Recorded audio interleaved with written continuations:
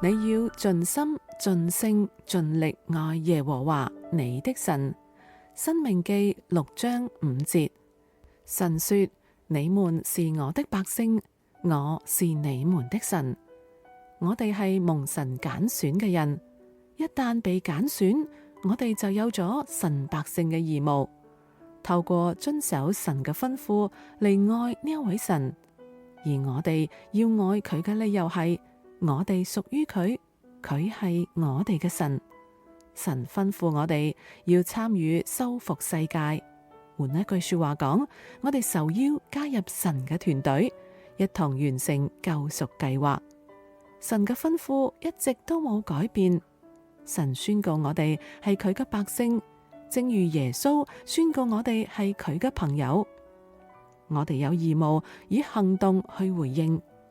世人點樣能夠知道呢一位神就係同我哋立約嘅神呢？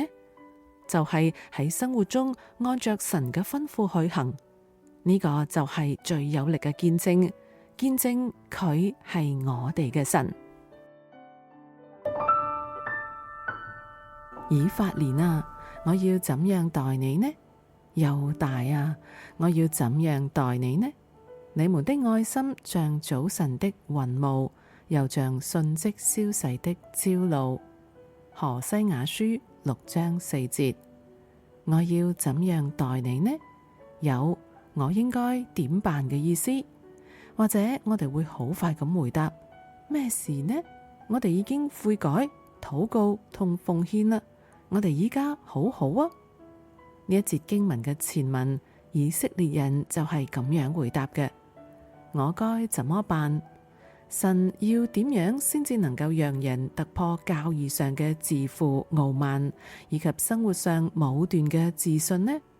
又應該點樣俾人睇清自己正在踐踏神嘅憐憫呢？我哋成日都話，只要認罪，神一定會饒恕，一切都會好嘅，算唔上乜嘢大事。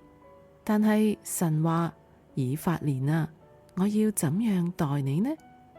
或者我哋並冇真正睇清自己嘅過犯。係嘅，當我哋承受犯罪後嘅惡果嘅時候，會為此流淚，承認自己嘅不義。但係我哋都好可能似以法蓮，冇真正咁知道自己喺不同程度上點樣得罪咗神，甚至將基督嘅救贖當作係廉價嘅恩典。要除掉偽裝嘅外觀，看清自己嘅本相係好困難嘅，但係神會遮蓋、鼓勵、幫助我哋認清事實。總有一日，我哋必須面對呢一道人生最重要嘅問題。到時我哋必然會站喺神嘅面前說：我的主，我的神，我要怎樣站立得住呢？